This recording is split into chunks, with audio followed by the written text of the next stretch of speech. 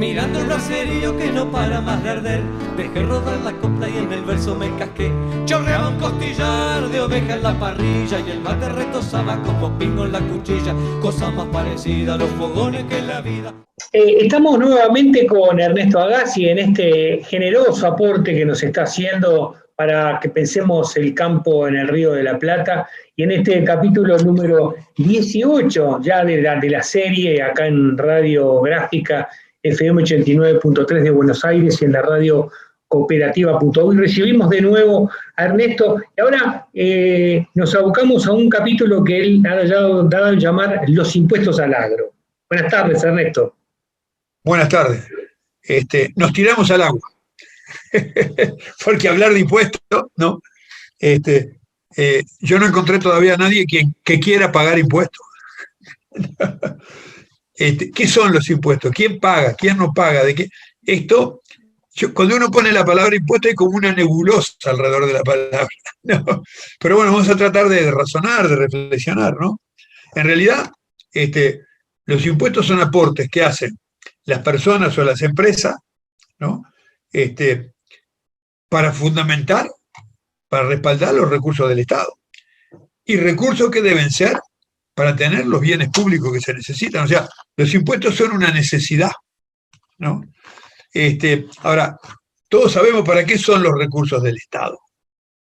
En un Estado sano, en un Estado que funciona políticamente, con controles, y que lo hace seriamente, en realidad, los recursos del Estado son para brindar los servicios, para que ande la justicia, para que ande la salud, para que ande la educación. Estas cosas no pueden quedar en manos de empresas privadas. También los impuestos permiten practicar la solidaridad en la sociedad. La solidaridad en una misma generación, entre los que tienen más y los que tienen menos, y también entre generaciones. Yo creo que, porque los impuestos permiten una cosa, que es utilizar a través de los impuestos estímulos o desestímulos. Nosotros podemos cobrar los estados impuestos diferentes, poniéndolos más altos para las cosas que no queremos y poniéndolos más bajos para las cosas que son deseables. En fin, son una herramienta de política económica también, ¿no? Ahora, hay tres clases de impuestos para todo y también para el agro, que son los impuestos sobre el patrimonio, o sea, sobre la propiedad, los impuestos sobre las rentas o sobre los ingresos, y los impuestos sobre los servicios. Es el más importante de los consumidores, el más importante es el IVA. Impuesto a los servicios se le llama en la jerga técnica, en realidad son impuestos al consumo. Así que propiedad, rentas y consumo. Estos son los tres impuestos más importantes. Ahora, ¿cuánto es el tamaño de los impuestos en la Argentina y en el Uruguay? Los impuestos se miden su tamaño en relación al Producto Bruto Interno del país. Los impuestos totales en la Argentina son el 28,8, fueron en el 2020 por lo menos, ¿no? El 28,8 del PBI argentino, ¿no? Los impuestos en el Uruguay fueron el 29%. Mirá qué cosa bien parecida. En América Latina los impuestos son el 23%. Son menores a esto. Hay países que pagan muy poco. Ya hablábamos en capítulos anteriores, Paraguay se pagan muy pocos impuestos. El Estado no tiene mucha capacidad de controlar los conflictos, de hacer andar la justicia y de ser un país con una mayor democracia organizada, porque no tiene los recursos para eso, no tiene el desarrollo institucional para eso, ¿no? Ahora, ¿cuánto pagan los países de la OCDE, los países europeos? Paraguay era 14, ¿no? Paraguay era 14. 14. En la OCDE es el 34%. O sea, los países que tienen más servicios, que tienen más desarrollo institucional, que le brindan a la sociedad más productos, más servicios, porque se precisa para la vida organizada, esos tienen impuestos más altos. Y los ciudadanos los pagan contentos porque están tranquilos de que el Estado les está brindando los servicios para que ande bien la justicia. Ahora, ¿cuánto paga el agro? Esto es en general de todos los impuestos. Vamos a meternos en el agro, ¿no?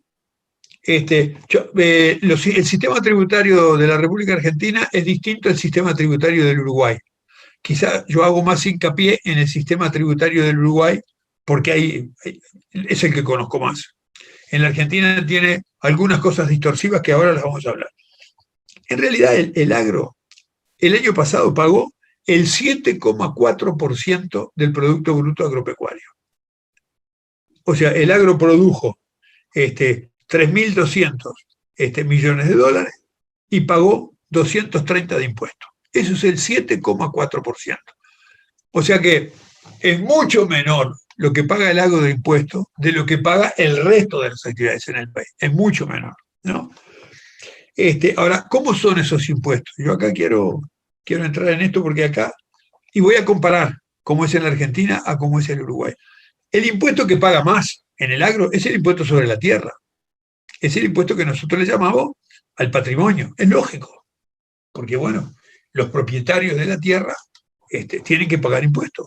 Y además de la tierra tienen el capital, tienen el patrimonio para trabajar. Esos impuestos son el 56% de los que paga el agro en el Uruguay. Ahora, el impuesto sobre las rentas que obtienen los empresarios, sobre los beneficios, es el 33% de los impuestos recaudados, ¿no? Y los impuestos indirectos, el IVA, son solo el 10%. Es muy poco el impuesto de IVA que tiene la actividad del campo. ¿Por qué? Porque el IVA es un impuesto al valor agregado y el campo trabaja sobre todo con el producto en la primera fase, que es cuando se produce. Ahí todavía no tiene valor agregado. El valor agregado va a venir después en la industria y en el comercio. Ahora, en realidad tiene una distribución particular estos impuestos. Yo voy a comparar el Uruguay con la Argentina. Mirá qué interesante. En general, voy a comparar el Uruguay con la Argentina y después lo voy a comparar con el agro. Voy a dar algunos números, no hay más remedio que decir los números, pero después voy a sacar una conclusión que no sea tanto con números. El impuesto al patrimonio en Uruguay y en la Argentina, en general, dentro de todos los impuestos, es más o menos, es el 8%, el 9%. En Uruguay es el 8%, en Argentina es el 9%. El impuesto al patrimonio, ¿no? De todos los impuestos que recauda la Argentina o de todos los impuestos que recauda el Uruguay. Ahora, en el agro, decíamos que este impuesto es el 56%. ¿Seguro? Es lógico, porque toda la actividad del campo se basa en el campo. Y el campo vale 4 o 5 mil dólares la hectárea y tenemos millones de hectáreas. Los propietarios del campo y los propietarios de las máquinas para trabajar el campo tienen un valor patrimonial muy grande. Entonces es lógico que ese valor patrimonial sea una parte importante de los impuestos que se pagan.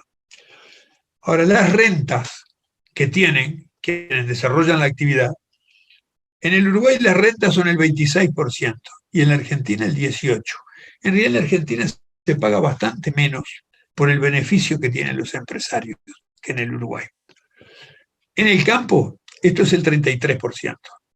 No se diferencia demasiado.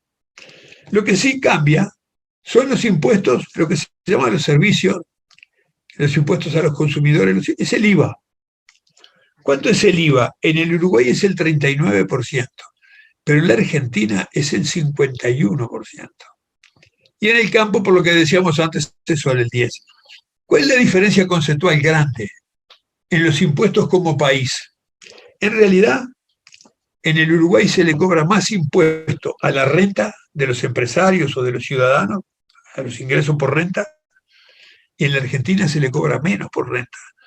Pero en la Argentina se cobra más IVA y en el Uruguay se cobra menos IVA. Eso es una diferencia importante porque el IVA es un impuesto muy embromado, porque el IVA lo pagan todos los consumidores. En cambio, el impuesto a las rentas o a los ingresos de las empresas lo pagan solo los empresarios. Los países que tienen poco ingreso a las rentas y mucho al IVA, en realidad están cargando los impuestos sobre todos los consumidores y no sobre las empresas. Esta es una diferencia que hay entre la tributación en Argentina y en Uruguay. En Argentina se cobra mucho IVA y poco impuesto a los empresarios. Pero en el campo, en general, en los dos países, hay un componente muy grande de impuestos, que es el impuesto al patrimonio, en realidad es el impuesto a la tierra, ¿no? Y un componente muy bajo del valor agregado, del IVA, que tiene la actividad del campo.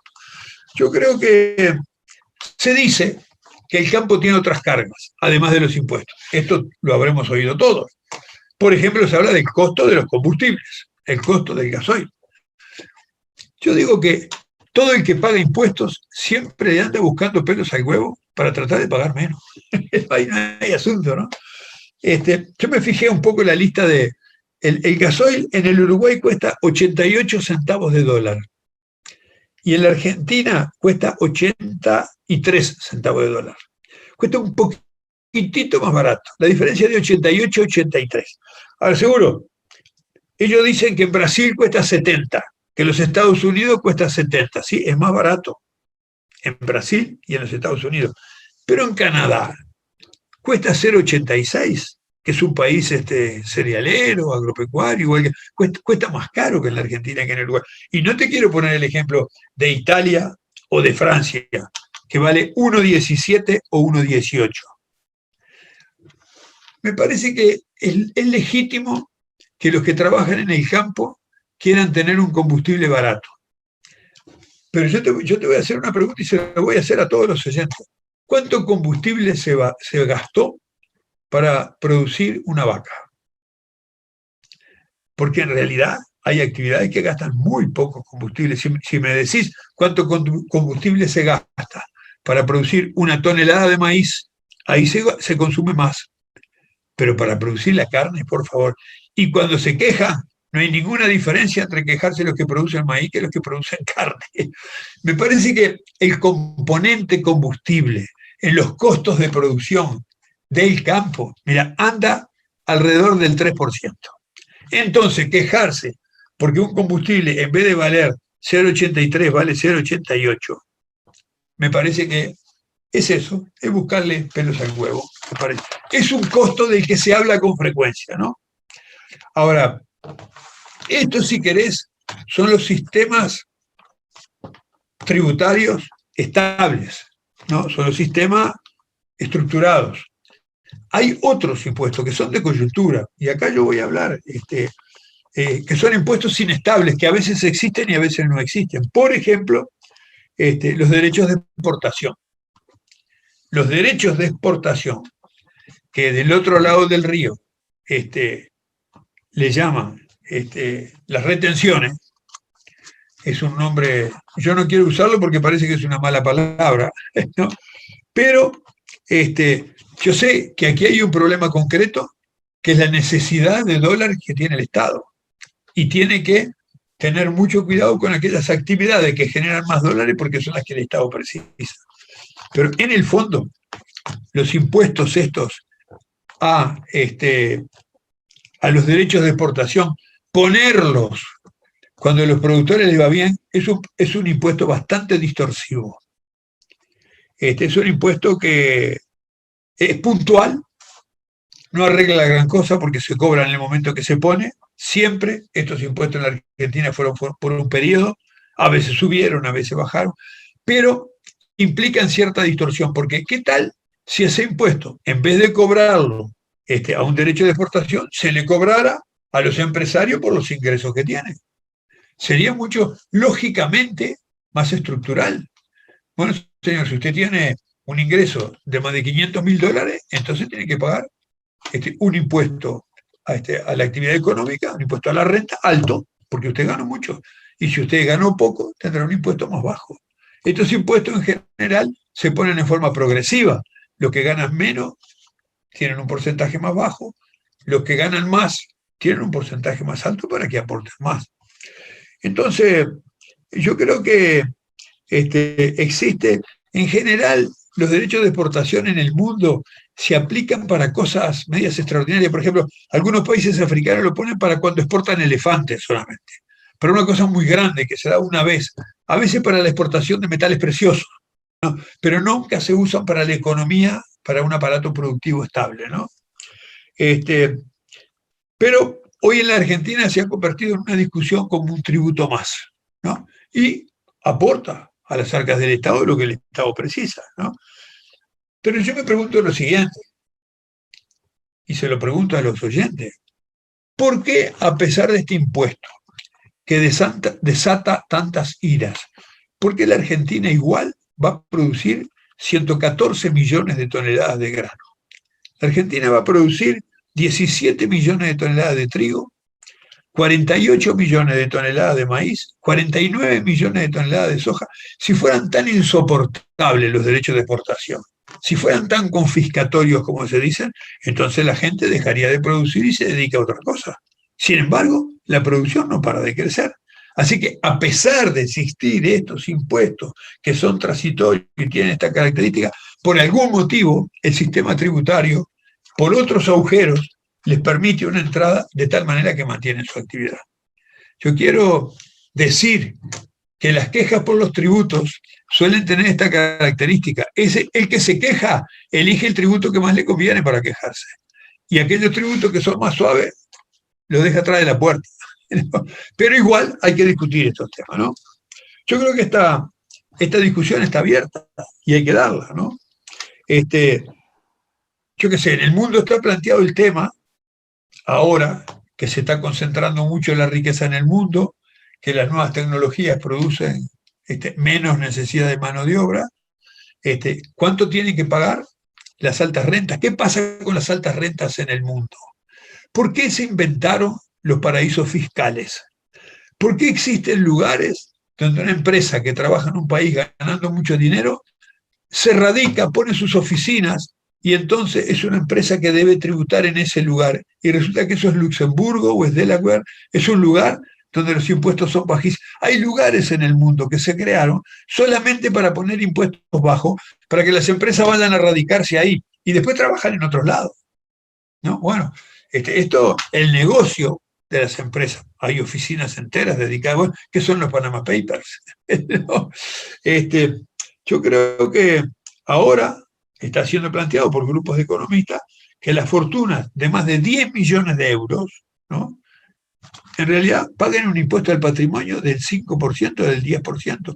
Hoy el impuesto al patrimonio es mucho más bajo que esto, pero en realidad quienes están teniendo esas ganancias colosales que están teniendo las empresas gigantes de la tecnología en estos momentos, deberían aportarle a su sociedad. Muchas veces no se le puede cobrar porque tienen domicilio fiscal en otro lado. Bueno, son temas que hay que considerar. Yo creo que en el fondo la discusión tributaria es una discusión sobre la justicia y sobre la igualdad. Porque ¿cuál es la herramienta para que la sociedad sea más justa? Un presidente de Estados Unidos dijo hace un siglo y medio que el impuesto es el precio que pagamos por una sociedad civilizada. El problema es que los que pagan a veces no lo entienden así. No es que ellos no quieran, ellos quieren una sociedad civilizada, pero que la pague otro. ¿Cómo se logra esto, no? Y todo esto ahora está cambiando mucho. ¿Qué va a pasar con los vehículos autónomos? Con los vehículos eléctricos que se manejan solos. ¿Qué va a pasar con los puestos de trabajo? ¿Qué va a pasar con los costos ambientales? ¿Quién se hace cargo de las consecuencias que tiene la degradación del medio ambiente? ¿Quién lo va a pagar? Aquí están todas esas generaciones de los impuestos verdes y los impuestos azules. Son temas que van a estar porque en realidad lo que está en discusión es la justicia en el planeta. Y los impuestos son una herramienta para eso. Quise dar algunos elementos sobre los impuestos en el agro, los impuestos en esta región. Es un tema que va a quedar abierto, lo tenemos que pensar todo, lo tiene que resolver la ciudadanía, pero yo quiero descartar de entrada de que el agro no es un sector que esté castigado por grandes impuestos. Lo que sí pasa es que hay otros países que asignan cantidades muy importantes para hacernos perder a nosotros competitividad internacional. Pero eso capaz que es más materia de debate de las organizaciones de comercio o de Naciones Unidas que temas de debates internos en nuestros países. Si la OMC hubiera resuelto terminar con las cuotas, terminar con los subsidios a las exportaciones, terminar con los subsidios internos, quizá nosotros no estaríamos discutiendo los impuestos acá.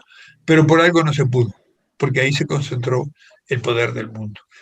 Y hoy en día están importando bastante menos las decisiones de la OMC que lo que se discute en Davos por parte de los grandes empresarios y las grandes naciones ricas. En fin, son temas que quedan para pensar, son temas álgidos, son temas duros, sobre los que hay posiciones muy distintas en nuestra sociedad. Yo quiero sacarle el dramatismo a la discusión y tratar de racionalizarla para pensarla como sociedad inclusiva, no pensarla en cuánto tengo que pagar yo o cuánto se va a beneficiar aquel, o si es justo que me cobren a 1000 para ayudar a aquel. En fin, hay que verlo globalmente en el funcionamiento de la sociedad. La dejaría por acá como una apertura al tema, nada más. Ernesto, muchísimas gracias y nos vemos la semana que viene. Nos vemos la semana que viene. Perfecto. Bien. Gracias. Por eso hay que aprender a elegir la compañía, echar Pablo los agres para otro lado la tararira. Por eso hay que aprender a elegir la compañía, echar Pablo los agres para otro lado la tararira. Ay, ay, ay, con la copla del fogón vamos a seguir mateando, que ya empieza otra canción.